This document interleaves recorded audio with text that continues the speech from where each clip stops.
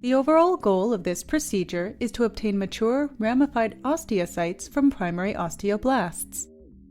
This is achieved first by isolating primary osteoblasts from bones of newborn mice and culturing them to allow osteoblast maturation.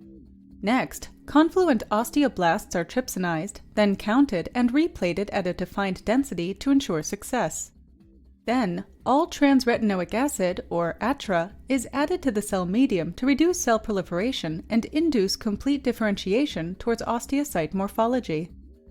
Results are obtained that show that in the presence of ATRA, cells rapidly acquire a ramified morphology, stop producing extracellular matrix, and differentiate towards a mature osteocyte phenotype as shown by expression of osteocyte markers.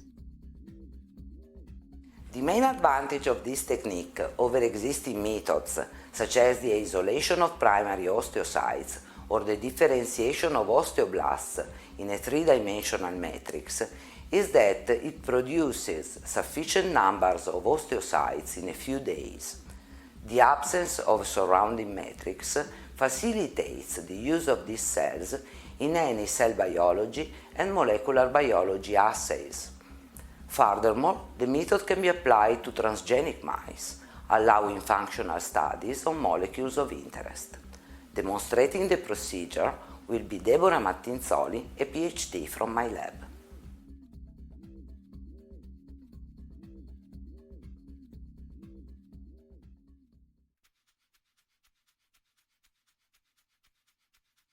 To begin, prepare digesting medium by adding 0.1% collagenase P and 0.05% trypsin to Hank's balanced salt solution, or HBSS.